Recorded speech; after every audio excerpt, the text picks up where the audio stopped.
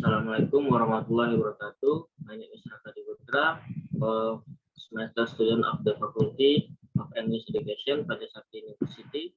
In this video, I will present a material about collaborative learning to fulfill my midterm assessment. First of all, thank you for logging into my YouTube channel and watching this video. Okay, without wasting time, let's go straight the content of the discussion, which consists of what is collaborative learning, why use collaborative learning, and consideration for using collaborative learning, getting started with collaborative learning, 3 activities of collab-based learning, and the last strategy for collab-based learning. Next. And first material, what is collaborative learning, atau apa itu pembelajaran kolaboratif. Collaborative learning is a thing that collaborative learning can work in pairs of students to talk about many concepts or to find solution for the problems. Similar to the idea of having better two and the 3 things are better than one. People of scientific education have found many ways in peer-to-peer for people, but for students may teach by finding the rules for problems and accepting these misnomers. Atau pembelajaran kolaboratif adalah pembelajaran di mana siswa dapat bekerja berpasangan untuk membicarakan banyak konsep atau untuk menemukan solusi dari masalah. Mirip dengan gagasan memiliki 2 dan 3 hal yang lebih baik, lebih dari 1.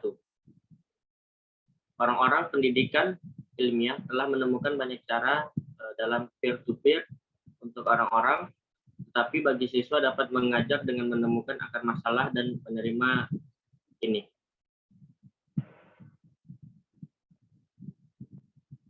Jadi collaborative learning itu bahasa sederhananya adalah belajar kelompok. Next. And the second material, why use collaborative learning? Evidence show that activities, societies, context, and engagement relate to experience educational student leads to differentiate learning. These are 1, the development of critical thinking, mode-based relation, auto-management, our auto-self, and lastly, skill for leading the group.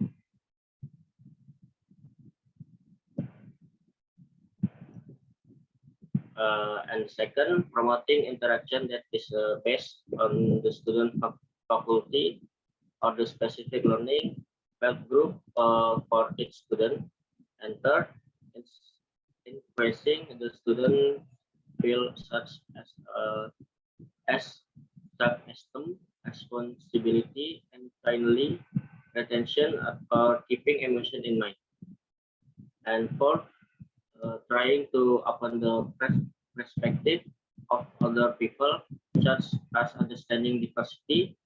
And the last, preparing the situation and societies appropriate for life and workplace situation. Atau mengapa menggunakan pembelajaran kolaboratif? Yang pertama itu menjelaskan tentang bukti penunjukan bahwa kegiatan atau masyarakat atau konteks dan keterlibatan yang terkait dengan mahasiswa pendidikan yang berpengalaman mengarah pada pembelajaran yang beragam. Yang kedua itu pengembangan berpikir kritis, hubungan berbasis mulut, manajemen otomatis atau auto, bisa disebut dengan diri sendiri. Dan terakhir, keterampilan memimpin kelompok. Yang ketiga itu mempromosikan interaksi yang didasarkan pada fakultas mahasiswa atau kelompok bidang pembelajaran khusus untuk setiap mahasiswa. Dengan keempat itu meningkatkan rasa siswa seperti harga diri, tanggung jawab, dan akhirnya retensi atau menjaga emosi dalam pikiran. dan mencoba membuka cara pandang orang lain seperti memahami keberagaman, dan yang terakhir mempersiapkan situasi dan masyarakat yang sesuai untuk kehidupan nyata dan situasi tempat kerja. Next, consideration for using collaborative learning. To clear the expectations of student must introduce group work very early to see the result. Itu untuk menghapus harapan semester. Siswa harus memperkenalkan kerja kelompok sangat awal untuk melihat hasil mereka. Participation and contribution must be planned carefully to each stage of group work in order to create a new set of ground rules. The operation of group discussion must be used carefully to ensure students can be read carefully. To introduce self-reflection techniques so that students can easily develop some studying skills, or even use team building exercise. This contractual manuscript emphasize the term and condition, build their own on the other contribution by evaluating the previously student work and or peer-based self-assessment to send in for group members. Next.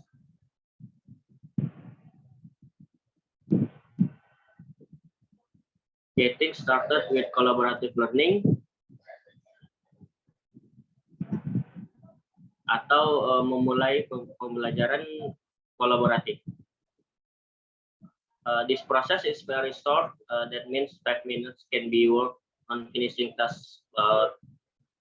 Not always. Activities of collaborative learning commonly includes 3-step process which use for the shorter class time. Proses ini sangat singkat, yang berarti 5 menit dapat untuk menyelesaikan tugas tetapi tidak selalu. Kegiatan pembelajaran kolaboratif umumnya melibatkan proses 3 langkah yang digunakan untuk waktu kelas yang lebih singkat. Next.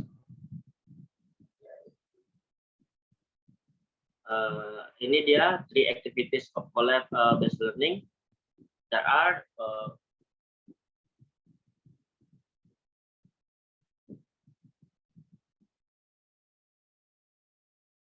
one, attract attention by introducing some text. This thing will be simple as commanding students to go their blackboard by taking pivot for common topic, and to give students a time in engage for a task, look around the subgroup, and try to write some question when needed. And 3, enter debrief or submit and correction. Student may share some summarize to give a result of conclusion, find a mistake, and confirm any unknown space.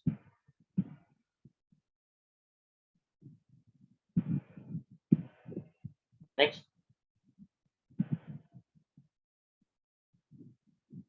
Strategies for collab-based learning. Atau yang bisa kita sebut strategi pembelajaran berbasis kolaborasi. To ensure more active group system, then there are some strategies for helping bigger group of working projects as follows. And first, give them some opportunities about developing reports, group unity via icebreaker, pre-match drinking, team building, and relative exercise. And the second, the plans for students are allowed for creating a working group in order to meet deadline, even dividing responsibilities of theirs. And third, creating a contract by student for signing up of each member. The ground rules were established by student himself by students themselves. The purpose is to avoid many penalties available on laws where students fail to fulfill the obligation. And the fifth, fourth, encourage some students to change their rules periodically in each graph, like a student fulfill some of the rules, such as coordination, note taker, summarizer, and next step planners. And the fact, quality and quantity of student contribution must be read as order by student. To prevent the score of student final grade, the will use the aforementioned evaluation for assigned student grade to ensure it is fair to give someone score. And the last, let the student to manage their own problems before you can make any the next discussion and assistance. Student must intermittently check their group. Strategi pembelajaran berbasis kolaboratif itu beri mereka beberapa kesempatan tentang mengembangkan laporan dan kesatuan kelompok melalui pemecahan kebutuhan atau minimum sebelum pertandingan, membangun tim, dan latihan reflecting.